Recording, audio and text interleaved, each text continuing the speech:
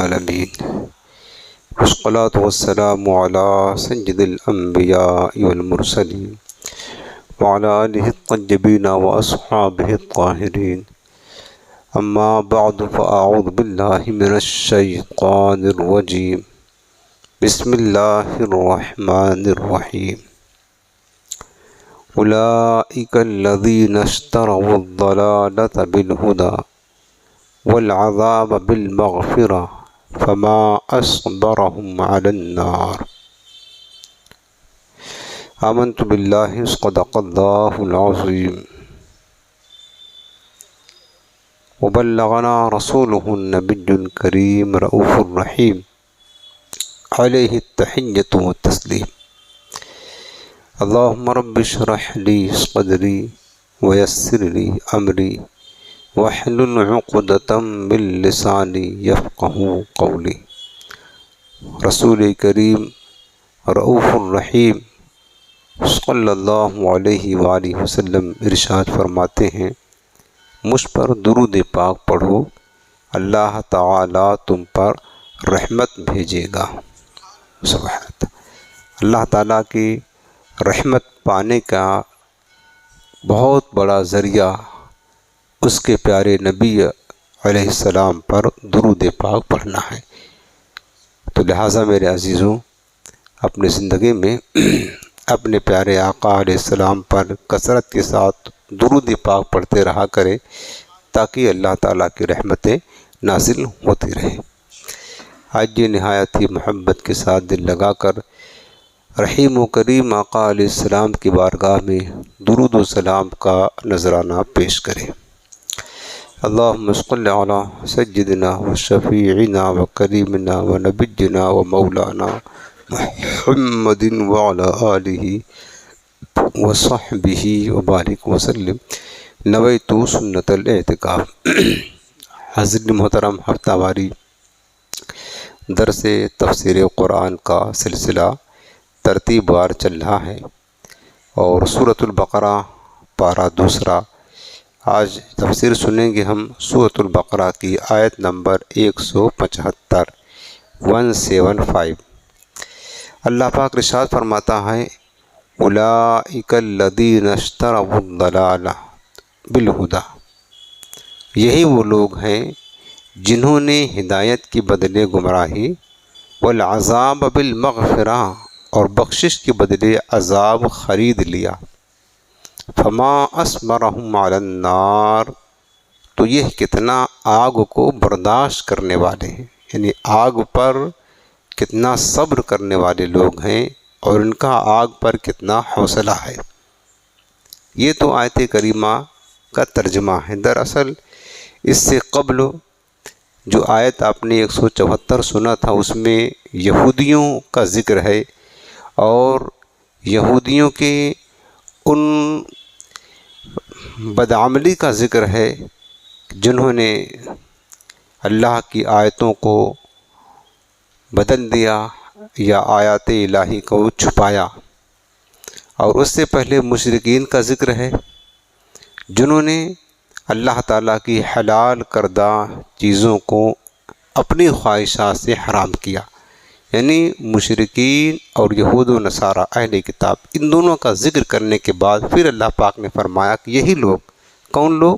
یہودی اور عیسائی اور مشرکین جو شرک کرتے تھے، اللہ کے حقوق کی ادائیگی میں حق تلفی کرتے، یہود و نصارہ جو رسول پاک کا انکار کرتے تھے۔ ان دونوں جماعتوں کا ذکر کرنے کے بعد اللہ پاک فرماتا ہے کہ اولئک الذین اشتروا الضلالۃ بالہدی، یہی لوگ ہیں، یعنی یہود و نصارہ اور مشرکین ہیں جنہوں نے گمراہی کو ہدایت کے بدلے خرید لیا، والعذاب بالمغفرہ، اور مغفرت اور بخشش کے بدلے انہوں نے عذاب کو خرید لیا، فما اصبرهم علی النار، تو انہیں آگ پر کتنا صبر ہے۔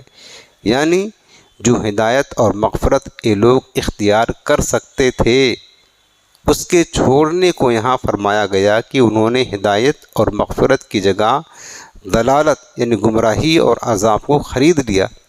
یہ نہیں کہ ان کے پاس ہدایت اور مغفرت تھی پھر انہوں نے بیچ دیا، ایسا نہیں، بلکہ مطلب یہ ہے کہ ان کے پاس اس دنیا میں موقع تھا، چاہتے تو ہدایت دیتے، چاہتے تو اللہ تعالیٰ کی بارگاہ سے مغفرت کے حقدار بنتے، لیکن انہوں نے کیا کیا؟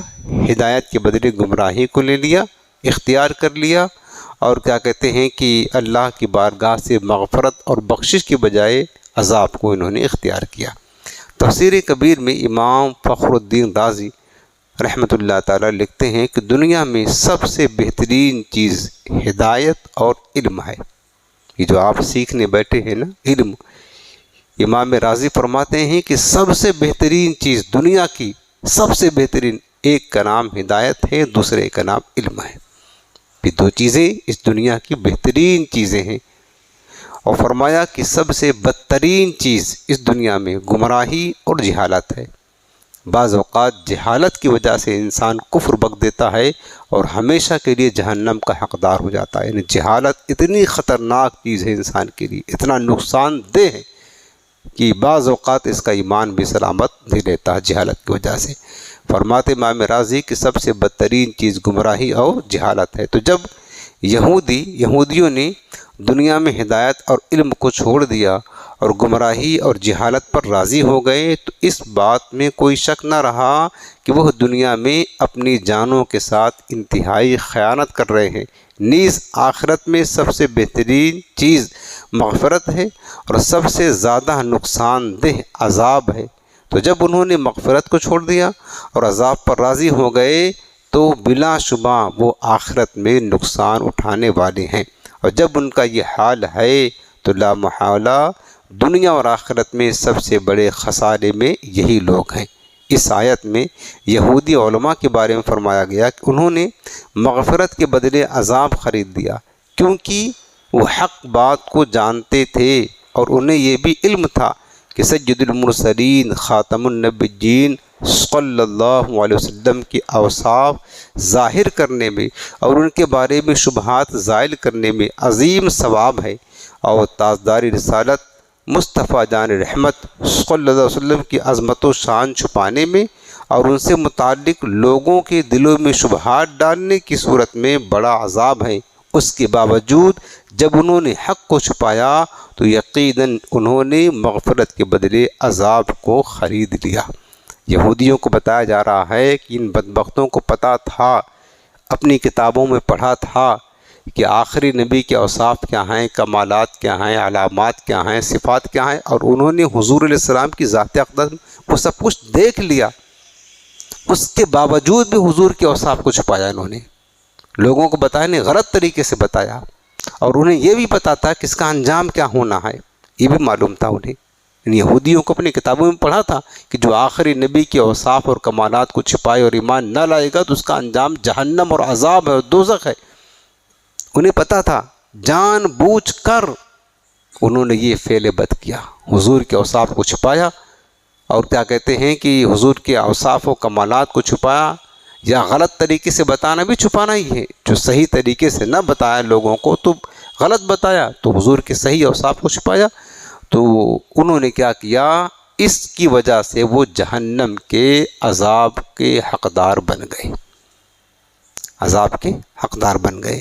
تو اب آپ بتائیں پیارے عزیزوں کہ آج یہ تو آیت کریمہ یہودیوں کے بارے میں ہے، یہودیوں کے بارے میں انہوں نے کیا کیا، گمراہی کو خرید لیا، اختیار کر لیا ہدایت کے بدلے میں۔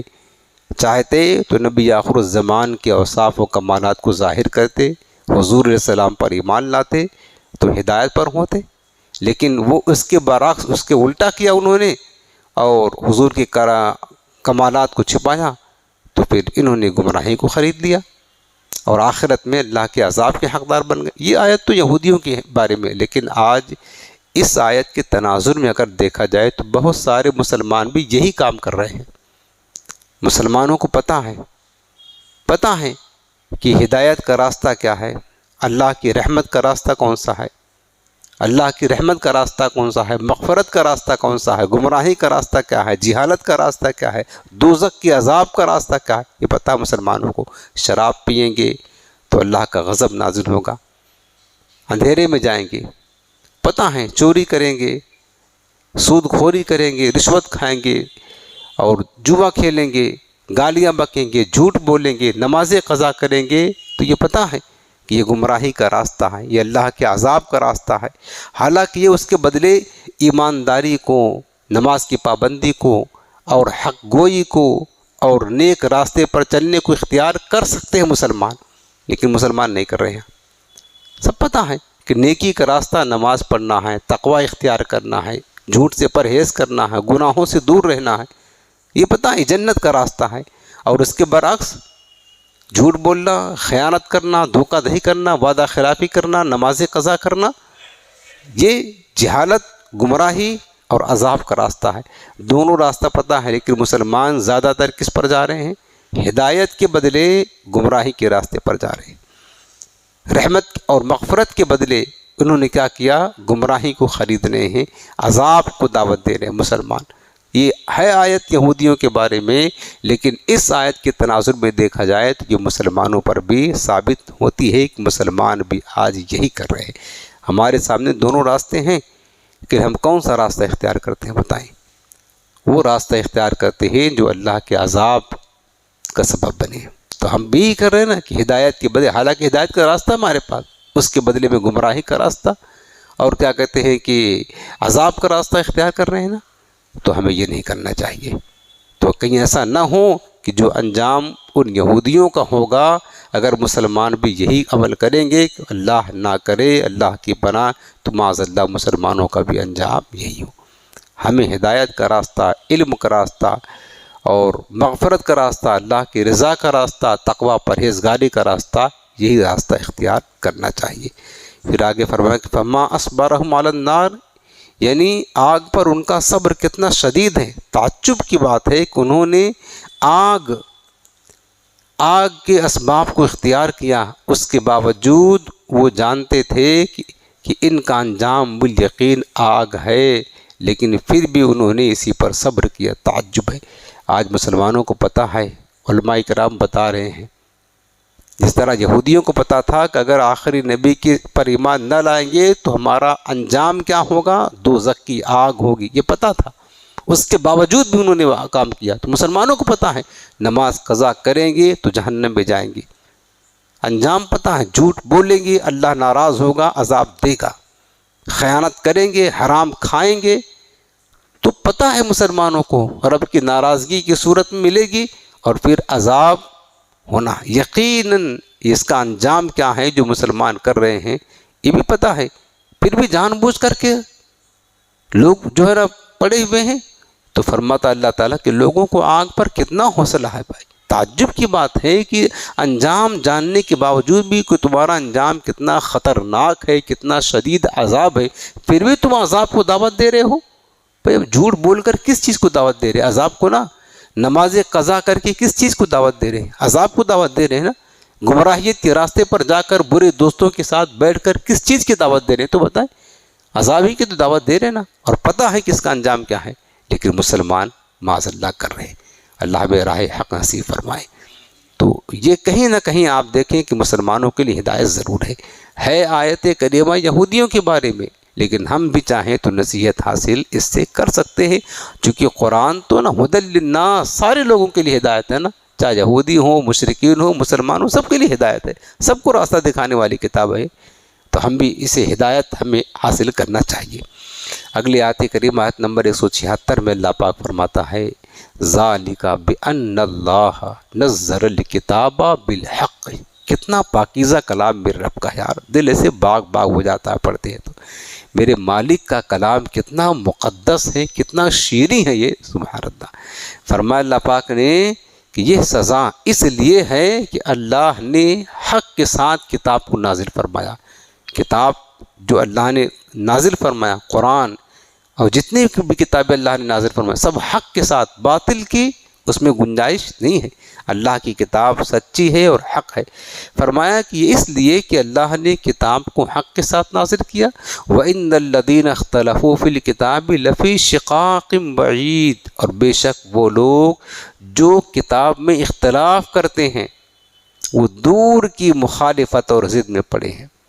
جو کتاب کی، اب کتاب سے مراد کیا ہے؟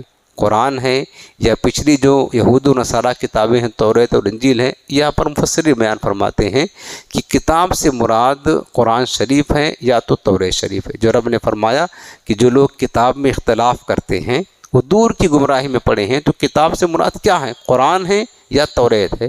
فرمایا کہ اگر قرآن مراد ہے تو اختلاف کرنے سے مراد یہ ہوگا کہ یہودی قرآن کو بالکل مانتے ہی نہیں ہیں، نہ قرآن پر ایمان لاتے ہیں نہ قرآن کو مانتے ہیں، تو اختلاف کیا نا۔ حالانکہ یہ قرآن حق ہے، رسول پاک نے اپنی مبارک زبان سے فرمایا کہ یہ قرآن اللہ کی کتاب ہے، یہ حق ہے، لیکن یہودیوں نے کیا کیا؟ اختلاف کیا کہ نہیں، حق نہیں، ہم اس کو نہیں مانیں گے، اختلاف کیا۔ اور توریت اگر مراد ہو، یعنی یہاں پر کہ بے شک وہ لوگ جو کتاب میں اختلاف جنہوں نے کیا، اس سے مراد توریت ہو، یعنی توریت میں اختلاف کیا، تو مطلب یہ ہوگا کہ یہودی مکمل طور پر توریت کو مانتے ہی نہ تھے۔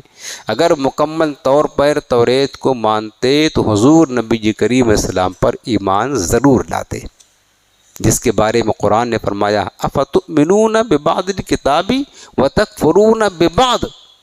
اللہ فرماتا ہے یہودیوں کیا تم بعض کتاب پر ایمان لاتے ہو اور کتاب کے بعد حصے کا انکار کرتے ہو؟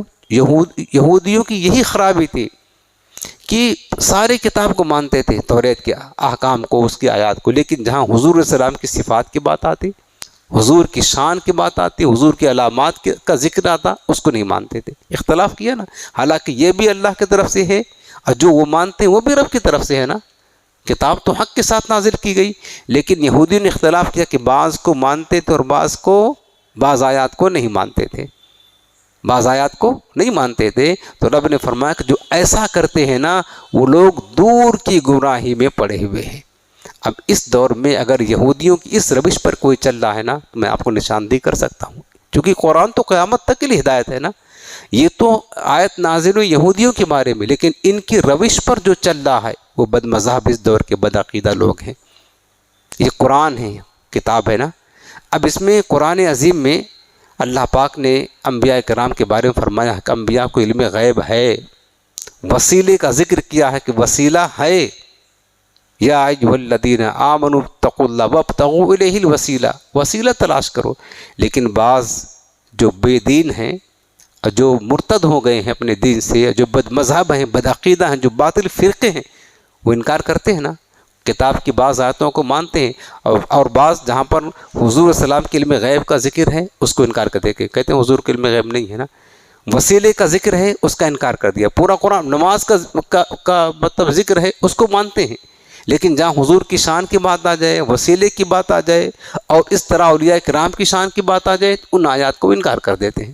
یہ اس دور کے بد مذہب کہتے ہیں، اور صاف تو کھلے عام کہتے ہیں نا، یہاں تک کہ وہ ذاکر نالائق جو ہے نا بدبخت، اس کی ویڈیو بہت وائرل ہوتی ہے، آپ نے سنا ہوگا، وہ تو یہ کہتا ہے کہ اس دور میں ہمارے لیے محمد صلی اللہ علیہ وسلم کو بھی ماننا حرام ہے، اس طرح اس نے کہا جملہ۔ حالانکہ کلمہ پڑھتے ہیں، داڑیاں رکھتے ہیں، کلمہ پڑھنے والے، مسلمان کہلانے والے، لیکن انکار کیا؟ بتاؤ حضور کو مانے بغیر کوئی مسلمان ہو سکتا ہے؟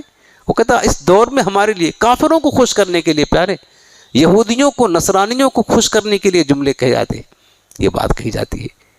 تو اب حوالہ دیتا، پیج نمبر ہے، چیپٹر نمبر ہے، ولیوم نمبر ہے، اس طرح حوالے دے کر کے لوگوں پر تاثر ڈالنا ہوتا ہے، یہ عقیدے ہو رہے ہیں۔ تو اب یہ عقیدہ تو قرآن میں نہیں ہے، قرآن میں تو حضور کے بارے میں کیا ہے؟ وَلَوْ أَنَّهُمْ إِذْ ظَلَمُوا أَنفُسَهُمْ جَاءُوكَ فَاسْتَغْفَرُوا اللَّهَ وَاسْتَغْفَرَ لَهُمُ الرَّسُولُ لَوَجَدُوا اللَّهَ تَوَّابًا رَحِيمًا۔ اللہ فرماتا لوگ گناہ کر کے اپنے جانوں پر ظلم کر بیٹھے، میرے حبیب آپ کی بارگاہ میں آئے، آپ کی بارگاہ میں، اور وہاں آ کر اللہ سے معافی مانگے۔ اللہ تو ہر جگہ معاف کرنے والا ہے پیارے، وہاں جانے کی ضرورت کیا ہے؟ وہاں بھیجنے کی ضرورت کیا ہے؟ کہ وہاں آئے، جاؤکا، آپ کے پاس میرے حبیب آ کر کے معافی مانگے، اور صرف ان کا معافی مانگنا کافی نہیں ہے، واستغفر لهم الرسول، میرے محبوب ان کی سفارش کرے کہ ہاں مولا تو اس کو معاف کر دے، انہوں نے گناہ کیا ہے، لوجد اللہ توابا رحیما، اللہ فرماتا پھر اللہ تعالیٰ توبہ قبول فرمائے گا۔ ایسے یہ قرآن ہے، رب اپنے حبیب کی بارگاہ میں بھیج رہا، جاؤکا، محبوب تمہارے در پر آئے، تمہارے پاس آئے، اور وہاں لال رومال والا سب سے پکا موحد کہتے ہیں جو اللہ کو ایک مانتا ہے، پوری دنیا میں ان سے زیادہ کوئی اللہ کو ایک مانتا ہی نہیں ہے، ان کے نظر میں سب مشرک ہے، خالی وہی مسلمان موحد پکے ہے، وہ ابلیس والا موحد ہے۔ ابلیس بھی اس کو جب اللہ نے کہا سجدہ کرو نا آدم کو، تو کہا کہیں ایسا نہ ہو کہ شرک ہو جائے، کہیں ہمارے توحید میں، عقیدت توحید میں فرق نہ آ جائے، کہا نہیں کریں گے مالک، سجدہ تجھے ہی کریں گے۔ آج تک ابلیس نے رب کو سجدہ کرنے سے کبھی انکار نہیں کیا ہے، سجدہ کرنے سے انکار صرف حضرت آدم کو کیا، کہیں اس کی توحید میں فرق نہ آ جائے، کہا جا پھر اپنی توحید لے کر کے جہنم میں گھس جا، فخرج انک من الصاغرین، نکال کے بھگا دیا نا۔ وہ لال رومال والے ٹہلتے رہتے نا مدینہ شریف میں، وہ صاف صاف بدبخت اعلان کرتا ہے، بہاری ہے جو مظفر، کہتا ہے کہ جب یہاں آؤ نا تو یہ نہ نیت کرو کہ رسول پاک کی زیارت کرنے جانے، مسجد نبوی کی زیارت کرنے کے لیے آؤ، مسجد نبوی کی زیارت کرنے اعلان کرتے ہیں لوگوں کو گمراہ کرنے کے لیے۔ حالانکہ رب کیا فرماتا ہے قرآن میں، جاؤ کا، یہ نہیں کہا مسجد نبوی کے پاس جاؤ، اگر گناہ کر بیٹھے ہو تو مسجد نبوی میں جا کر معافی مانگو، یہ نہیں کہا جاؤ کا محبوب تمہارے پاس آئیں، تمہارے پاس آ کر معافی مانگے۔ قرآن یہ کہہ رہا ہے، اختلاف کیا نا انہوں نے، قرآن یہ کہہ رہا ہے، لیکن قرآن سے اختلاف کیا نہیں، آپ کے پاس نہیں، حضور کے پاس نہ کہو کہ مسجد نبوی کی زیارت کرنے کی نیت سے آؤ، یہ نیت کرو، یہ نیت کرو۔ تو بتا رہے ہیں کہ یہودیوں کے روش پر یہ لوگ چل رہے ہیں، آسانی کے ساتھ چل رہے ہیں، تو انہیں سبق سیکھنا چاہیے کہ جو یہودیوں کا انجام ہوگا، کیا فرمایا کہ ان لفی شقاق بعید، دور کی گمراہی میں پڑے ہوئے، اتنے گمراہ ہیں کہ اب یہ واپس ہدایت کی طرف آنا مشکل ہے ان کے لیے، تو جو ان کی روش پر چلے گا وہ بھی لفی شقاق بعید میں داخل ہوگا، یہ بھی دور کی گمراہی میں پڑے یہودیوں کی طرح۔ لاکھ آپ نصیحت کر لے، سمجھا لے، ہر ایک کو ریجیکٹ کر دیں گے، اس دور کے غیر مقلدین اس روش پر جا رہے ہیں۔ تو یہ ہے اختلاف قرآن کا، کتاب کا۔ میں آپ کو اس زمانے کی بات اس لیے بتا دیتا ہوں، بات عقیدے کی، تاکہ آپ کو سمجھ پڑے، یہ تو پرانے دور کی بات ہے، یہودیوں کے بارے میں نازل ہوئی ہے، تو اس دور میں بھی بہت یہودی ذہن کے لوگ ہیں۔ قرآن کا حکم جو ہے نا، ایک ایک حکم قیامت تک کے لیے ہے پیارے، ہر ایک کے لیے ہے، قیامت تک کے لیے ہے۔ تو اب بتائیں کہ جو یہودیوں کے روش پر چلے گا، عمل کرے گا، کہ بعض کتاب کو مانے گا، کتاب کے بعض احکام کو نہ مانے گا، تو پھر جان لینا اس کا انجام بھی برائی ہوگا۔ فرمایا کہ ایک قول یہ بھی ہے کہ یہ آیت مشرکین کے حق میں نازل ہوئی، جو دور کی گمراہی میں ہیں اور کتاب میں اختلاف کرتے ہیں۔ یہ آیت بعض مفسرین فرماتے ہیں کہ مشرکین کے بارے میں نازل ہوئی، اس صورت میں کتاب سے قرآن ہی مراد ہوگا، اور ان کا اختلاف یہ تھا کہ ان میں سے، یعنی مشرکین میں سے بعض قرآن کو شعر کہتے تھے، بعض جادو کہتے تھے، بعض کہانت کہتے تھے۔ یعنی یہ قرآن کے بارے میں جو اختلاف کیا، اللہ فرماتا ہے کہ وہ مشرکین ہیں، کیونکہ مشرکین جو ہے نا قرآن کو تو مانتے نہیں تھے، البتہ قرآن کے بارے میں ان کا نظریہ کیا تھا، کچھ لوگ کہتے تھے یہ تو شعر کی کتاب ہے، کچھ کہتے ہیں جادو کی کتاب ہے، کچھ کہتے ہیں کہانیوں کی کتاب ہے، کچھ کہتے ہیں کہانت ہے۔ اس طریقے سے یعنی وہ بھی ایک رائے پر جمع نہیں ہوئے تھے کہ سارے مشرکین ایک رائے پر جمع ہوں، ایک بات پر اتفاق نہیں ہے قرآن معاذ اللہ جادو ہی کی کتاب ہے، ایسا نہیں، بعض جادو کہتے، بعض شعر کہتے، بعض کچھ اور کہتے، بعض کچھ اور کہتے۔ تو فرمایا کہ انہوں نے قرآن کے بارے میں اختلاف کیا ان مشرکین نے، اور پھر نتیجہ کیا ہوا کہ دور کی گمراہی میں چلے گئے۔ حضرت ابن کثیر، تفسیر ابن کثیر میں لکھتے ہیں کہ وہ عذاب کے مستحق اس لیے ہوئے کہ اللہ تعالیٰ نے اپنے رسول اور دوسرے انبیاء پر کتب اس وجہ سے نازل کی تھی تاکہ حق ثابت کیا جائے اور باطل کو باطل کیا جائے۔ کتاب کیوں نازل ہوئی؟ قرآن یا دیگر کتابیں جو آئیں کس لیے آئیں؟ حق کو ثابت کرنے کے لیے، اور جو باطل ہے اس کو غلط ثابت کرنے کے لیے آئیں۔ لیکن ان لوگوں نے اللہ تعالیٰ کی آیات کو مذاق بنا لیا۔ ان کی کتاب نے تو انہیں حکم دیا تھا کہ تم رسول اللہ صلی اللہ علیہ وسلم کی صفات کو ظاہر کرو، لیکن انہوں نے مخالفت کی۔ یہودیوں کو حکم تھا آخری نبی کی صفات کو بیان کرو، لیکن اس آیت کو انہوں نے قبول نہ کیا اور نہیں مانے، مخالفت کی۔ یہ رسول کریم تو انہیں اللہ کے دین کی طرف دعوت دے رہے ہیں، نیکی کا حکم دے رہے ہیں، برائی سے روک رہے ہیں، لیکن یہ ان کی تکذیب کرتے ہیں، ان کو جھٹلاتے ہیں اور مخالفت کرتے ہیں، آپ کا انکار کرتے ہیں، صفات کو چھپاتے ہیں۔ اس طرح یہ اللہ تعالیٰ کی آیات کا مذاق اڑاتے ہیں جو اس نے اپنے رسولوں پر نازل فرمائی۔ اس وجہ سے وہ اس عذاب کے حقدار ہوئے جو اللہ نے ان کے لیے عذاب متعین کر رکھا ہے۔ تو تو یاد رکھنا میرے پیارے عزیزوں، جو لوگ بھی کتاب میں اختلاف کرے گا، جو لوگ کریں گے، ان کا انجام جو قرآن نے فیصلہ سنا دیا، وہ چاہے یہودی ہوں، چاہے ظاہری طور پر کلمہ پڑھنے والے ہوں، چاہے مشرکین ہوں، جن کا عمل یہ ہوگا وہ دور کی گمراہی میں پڑے ہیں، اور جو بندہ دور کی گمراہی میں پڑ جاتا ہے پھر اس کا ہدایت کے قریب آنا پھر مشکل ہوتا ہے۔ ایک مثال اور آپ کو دے دوں، اس دور میں جو اختلاف کرتے ہیں قرآن سے، ایک مثال تو میں نے دیا، اس دور کی بات کر رہا ہوں، جو کلمہ پڑھنے والے لوگ ہیں، آپ وہ سلام پڑھتے ہیں، ٹھیک ہے نا، سلام پڑھتے ہیں تو انکار کر دیا کہ سلام کہاں سے آگے نئی چیزیں، سلام نہیں پڑھنا چاہیے، کوئی نجاز کہتا ہے تو کوئی بدعت کہتا ہے تو کوئی شرک، اس طریقے سے لوگ کہتے رہتے ہیں، ہے نا، نہیں مانتے۔ حالانکہ یہی سلام ہے جب آپ نماز پڑھتے ہیں اور نماز پڑھنے کے بعد جب تحیات پڑھتے ہیں کہتے ہیں السلام علیک ایھا النبی۔ اگر ہم باہر نماز کی یا نبی سلام علیک پڑھ دیں، وہی مطلب ہے، ایک ہی بات ہے، یا نبی سلام علیک، اے نبی آپ کو سلام ہو، اور تحیات میں السلام علیک ایھا النبی، اے نبی آپ کو سلام ہو، بات ایک ہی ہے۔ نماز پہ جو پڑھ رہے ہیں اس کو مان رہے ہیں، اور نماز کے باہر جو پڑھ رہے ہیں اس کا انکار کر دیا، اس کا کیا کیا؟ انکار کر دیا کہ نہیں یہ تو غلط ہے، یہ تو نئی ایجادیں ہیں، غلط کیسے ہو گیا؟ جو چیز نماز کے اندر درست ہے وہ نماز کے باہر حرام کیسے ہو جائے گا؟ یہ تو بتائیں، گناہ کیسے ہو جائے گا؟ کوئی جادو ہے، منتر ہے، کوئی پڑھا، کوئی کفر پڑھا، کوئی شرک پڑھا، سلام ہے نا، تو ایک بات کو مان رہے ہیں اور دوسری بات کا، نماز کے باہر کا انکار کر دیا، یہ اختلاف ہے۔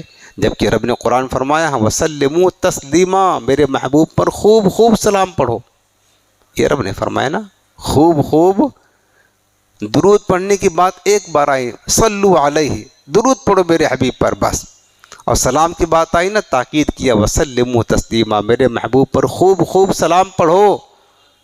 تو رب نے یہ کہاں فرمایا ہے کہ نماز کے باہر نہ پڑھو، صرف نماز کے اندر پڑھو؟ تو مطلق فرما دیا، جب مرضی چاہے جب پڑھو، کبھی نماز کے اندر پڑھو، کبھی نماز کے باہر پڑھو، کبھی اذان سے پہلے پڑھو، کبھی اذان کے بعد پڑھو، کبھی اقامت کے بعد پڑھو، کبھی اقامت سے پہلے پڑھو، جب مرضی چاہے پڑھو نا، کیا منع کیا رب نے؟ تو ایک چیز کو مان رہے ہیں نماز کے اندر سلام پڑھنے کو، دوسری چیز کو انکار کر رہے ہیں۔ یہودی یہی کیا کرتے تھے بدبخت، ایک حکم کو مانتے ہیں دوسرے کو انکار کر دیتے، جن کے بارے میں قرآن نے فرمایا فَتُؤْمِنُونَ بِبَعْضِ الْكِتَابِ، بعض کتاب پر ایمان لاتے ہوں، وَتَكْفُرُونَ بِبَعْضٍ، اور کتاب کے بعد حصے کا انکار کرتے ہوں۔ تو جو اس طرح کرتے ہیں، قرآن نے فیصلہ سنا دیا لفی شقاق بعید، وہ دور کی گمراہی میں پڑے ہوئے ہیں۔ اگلی آیت کریمہ، یہ آیت کریمہ بڑی بھی ہیں، اس کی تفسیر بھی بہت زیادہ ہے، تو آج جہاں تک ہو سکتا میں بیان کر دیتا ہوں، انشاءاللہ وقت پورا ہوگا تو موقوف کر کے اگلے ہفتہ زندگی سلامت رہی تو عرض کروں گا۔ آیت نمبر 177، اللہ پاک فرماتا ہے لیس البر ان تولوا وجوہکم قبل المشرق والمغرب، بھلائی یہ نہیں ہے کہ تم اپنا چہرہ مشرق اور مغرب کی طرف کر لو، یعنی بھلائی صرف، نیکی صرف اس کا نام نہیں ہے کہ اپنا رخ مشرق اور مغرب کی طرف کر لو۔ ابھی آپ ترجمہ سن لیں پھر تفسیر آگے عرض کرتا ہوں۔ وَلَكِنَّ الْبِرَّ، لیکن بھلائی تو یہ ہے کہ من آمن باللہ، اصل نیکی یہ ہے کہ ایمان لائے بندہ اللہ پر، اصل نیکی کیا ہے؟ اللہ پر ایمان لائے، والیوم الآخر، اور یوم آخرت یعنی قیامت پر ایمان لائے، والملائکہ، اور ملائکہ تمام فرشتوں پر ایمان لائے، اصل نیکی، والکتاب، اور تمام اللہ کی کتابوں پر ایمان لائے، والنبیین، اور سارے انبیاء پر ایمان لائے، اصل نیکی یہ ہے۔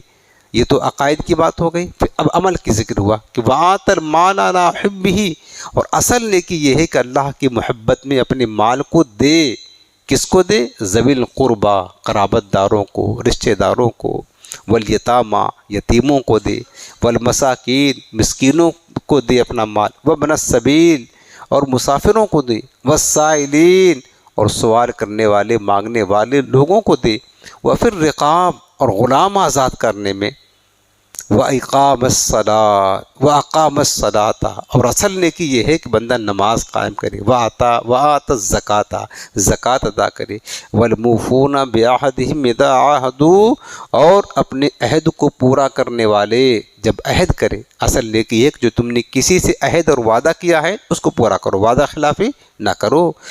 وَالصَّابِرِينَ فِي الْبَأْسَاءِ وَالضَّرَّاءِ، مصیبت اور سختی میں صبر کرنے والے، وحین البعث، اور جنگ کے وقت صبر کرنے والے، جہاد میں صبر کرنے والے۔ اللہ فرماتا جن کی یہ صفات ہوگی، اولئک الذین صدقوا، یہی لوگ سچے ہیں۔ یہی لوگ کون لوگ؟ جن کا ذکر آپ نے ابھی سنا ہے، یہی لوگ سچے ہیں۔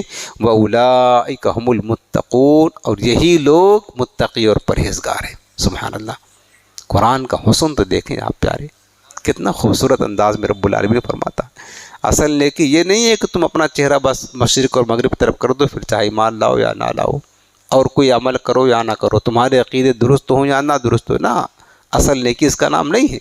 اصل نیکی یہ ہے جس کا تذکرہ اللہ نے فرمایا۔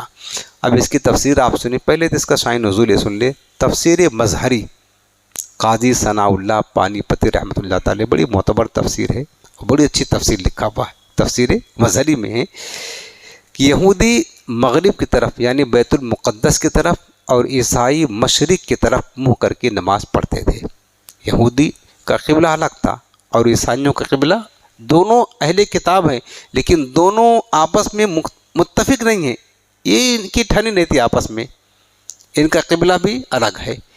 تو فرمایا کہ تو اللہ تعالیٰ نے یہ آیت نازل فرمائی، یعنی نیکی وہ نہیں جسے یہودی اور عیسائی اپنائے ہوئے ہیں، اس لیے کہ ان کا قبلہ منسوخ ہو چکا ہے اور ان کا دین بھی کفر ہو چکا ہے۔ یعنی کامل نیکی صرف اسی میں منحصر نہیں کہ تم مشرق و مغرب کی طرف منہ کر کے نماز پڑھو اور اس کے سوا کوئی عمل نہ کرو، بلکہ نیکی تو وہ ہے جس کا ذکر اس آیت کریمہ میں موجود ہے۔ یعنی یہودی بیت المقدس کی طرف رخ کر کے نماز پڑھتے تھے، سمجھتے تھے کہ ہم نے بس ساری نیکیاں کر لی اور اصل نیکی ہم ہی کر رہے ہیں۔ اللہ نے رد فرمایا۔ عیسائی مشرق کی طرف منہ کر لیتے تھے تو وہ فخر کرتے تھے کہ دیکھو ہم اہل قبلہ ہیں، ہمارا قبلہ یہ ہے، تو بس اللہ نے فرمایا کہ اصل نیکی اس کا نام نہیں ہے، ورنہ تو پھر کوئی غیر مسلم مشرق بھی کھڑا ہو جائے گا کعبہ کی طرف رخ کر کے، وہ بھی جو ہے نا کعبہ کی طرف رخ کر لے گا، وہ سمجھے گا کہ سب سے بڑی ایمان والے ہم ہی ہیں۔ اصل نیکی اس کا نام نہیں، اصل نیکی وہ ہے جو رب نے اس کا ترتیب سے ذکر فرمایا۔ تفسیر صراط الجنان میں ہے کہ مفسرین نے اس آیت کا خاص شان نزول بیان کرنے کے بعد فرمایا کہ یہ خطاب اہل کتاب اور مومنین سب کو ہے، اور معنی یہ ہے کہ صرف قبلہ کی طرف منہ کر لینا اصل نیکی نہیں جب تک کہ عقائد درست نہ ہوں اور دل اخلاص کے ساتھ رب قبلہ کی طرف متوجہ نہ ہوں۔ اگر عقائد درست نہیں ہیں، عقائد درست نہیں ہیں اور دل رب کی طرف متوجہ نہیں ہے، تو تمہارا قبلہ کی طرف منہ کرنا یہ کوئی معنی نہیں رکھتا ہے، یاد رکھنا کوئی معنی نہیں رکھتا ہے۔ ارے وہ جو منافقین حضور کے دور میں تھے، دور رسالت میں حضور علیہ السلام کے پیچھے نماز پڑھتے تھے، کتنی شرف کی بات ہے پیارے، سرکار کی اقتداء میں نماز پڑھنا، حضور کے ساتھ جہاد کرنا، حضور کی مبارک مجلس واعظ میں شریک ہونا، اس سے بڑی شرافت کیا ہو سکتی ہے ایک انسان کے لیے۔ حضور کے ساتھ صحبت رکھتے تھے، لیکن رب نے کیا فرمایا کہ ان المنافقین فی الدرک الاسفل من النار، یہ منافقین بے شک جہنم کے سب سے نچلے طبقے میں جائیں گے، نچلے طبقے میں، یعنی مشرکوں سے بدتر ان کا درجہ ہوگا جہنم میں۔ کیوں؟ نمازی بھی تھے، سب کچھ تھے، بس وہی تھا نا، سارا کچھ تھا لیکن ان کے عقائد درست تو نہیں تھے، اسی کو یہ سمجھتے تھے کہ ہم بڑے کمال کا کام کر رہے ہیں۔ رب نے فرمایا کہ صرف کعبہ کی طرف منہ کر لینا یا بیت المقدس کی طرف رخ کر لینا، قبلہ کی طرف رخ کر لینا اصل نیکی نہیں ہے۔ مطلب یہ ہے کہ عقائد جب تک درست نہ ہوں اور دل اخلاص کے ساتھ رب کعبہ کی طرف متوجہ نہ ہوں، اور یہ بات بھی ذہن نشین رہے کہ ضروری اعمال کو بجا لاتے ہوئے اور دوسرے کے عمل کو حقیر نہ سمجھتے ہوئے کسی خاص عمل کو زیادہ رغبت، محبت اور کثرت کے ساتھ کرنا درست ہے، اور اس میں کوئی حد نہیں ہے۔ مثلا کسی کو روزہ سے بڑی محبت ہے تو روزہ جتنا مرضی چاہے رکھے، سال کے 5 دن چھوڑ کر کے سارا سال روزہ رکھے، لیکن دوسرے کے عمل کو حقیر نہ جانے کہ کوئی اگر روزہ نہیں رکھتا ہے، ارے تو روزہ رکھتا ہی نہیں ہے، جبکہ وہ رمضان کے فرض روزے رکھتا، نفلی نہیں رکھتا، تو حقیر نہ جانے۔ کوئی بندہ، کسی کو ذکر سے بڑی محبت ہوتی ہے، کسی کو نماز سے محبت ہوتی ہے، کسی کو جہاد سے محبت ہوتی ہے، اگر کوئی بندہ اور سارے عقائد اس کے درست اور کسی کام میں زیادہ، کسی عمل میں محبت کرتا ہے کسی عمل سے، اور اس کو زیادہ رغبت کے ساتھ ادا کرتا ہے، اور دوسرے لوگ اتنا عمل نہیں کر سکتے اور دوسروں کو حقیر نہیں سمجھتا، اس میں کوئی حرج بھی نہیں ہے، کر سکتے ہیں ایسا۔ یعنی کسی کو تبلیغ دین سے محبت ہے، کسی کو نوافل سے محبت ہے، کسی کو ذکر و اذکار سے محبت ہے تو وہ زیادہ رغبت رکھتے ہیں، کسی کو خیرات و صدقات سے محبت ہے وہ زیادہ کرتے ہیں، تو وہ کریں، اللہ اس کا اجر دے گا، لیکن دوسروں کو پھر حقیر نہ جانے، آ رہا ہم تو اتنا روپیہ خیرات کرتے ہیں، یہ تو اتنا مالدار کچھ بھی نہیں کرتا، جبکہ وہ زکوٰۃ دیتا ہے، نفل نہیں کرتا، تو کوئی حرجہ نہیں ہے، یہ کر سکتے ہیں، یہ کر سکتے ہیں۔ بتایا کہ لیکن ضروری عمل مثلاً فرائض واجبات ترک کرنے کی صورت میں، یا اپنے عمل اور طریقے کے علاوہ دوسرے کے عمل اور طریقے کو حقارت کی نگاہ سے دیکھتے ہوئے کسی ایک عمل کو ہی اچھا سمجھنا سراسر غلط اور باطل ہے۔ مثلاً ایک شخص روزوں کی کثرت کرتا ہے تو وہ روزہ نہ رکھنے والوں کو حقیر نہ سمجھے، یوں ہی ذکر و درود کی کثرت کرنے والا تبلیغ دین میں مشغول آدمی کو کمتر نہ جانے۔ مطلب یہ ہے کہ ضروری جو اعمال ہیں، فرائض و واجبات، اس کو بجا لاتا ہو، اگر کسی ایک عمل کو مضبوطی کے ساتھ پکڑا ہے تو اس میں اس کا کوئی حرج نہیں ہے۔ آیت سے معلوم ہوا کہ اعمال سے ایمان مقدم ہے، پہلے ایمان لاؤ پھر نیک عمل کرو، کیونکہ جڑ شاخوں سے پہلے ہوتی ہے، ایمان جڑ ہے اور اعمال شاخیں ہیں۔ ایمان میں سب سے اول اللہ تعالیٰ پر ایمان لانا ہے، اس لیے پہلے ذکر کیا من آمن باللہ، اصل نیکی یہ ہے کہ اللہ پر ایمان لائے، تو اللہ پر ایمان لانا یہ سب سے پہلی چیز ہے۔ تو ایمان کا مقام سب سے پہلے ہے، اس کے بعد پھر اعمال کا مقام ہے، اس لیے اللہ نے ایمان کا ذکر پہلے کیا اور اعمال کا ذکر اللہ تعالیٰ نے بعد میں کیا۔ تو اب اس کے بعد یہ تفصیل کے ساتھ یہاں سے جو ہے نا یہ درس چلے گا ہمارا۔ آج تو حدیث بات بھی سننا ہے تو اپنا درس یہیں پر موقوف رہتے ہیں۔ اس آیت کریمہ کی مکمل تفسیر انشاءاللہ جو آپ نے سنا، بہت پیاری تفسیر ہے، بہت ساری معلومات بھی ہیں، بہت ساری حدیثیں بھی اس کے ضمن میں ہیں۔ انشاءاللہ زندگی سلامت رہی تو ہم آپ کو آئندہ ہفتہ سنائیں گے، کیونکہ اگر ہم یہ پورا کرنے جائیں گے تو 12 بھی بج جائے گا، تب یہ تفسیر ختم نہیں پائے گی، اس لیے ہم تفصیل کے ساتھ انشاءاللہ آئندہ ہفتہ پھر تشریف لائیں گے۔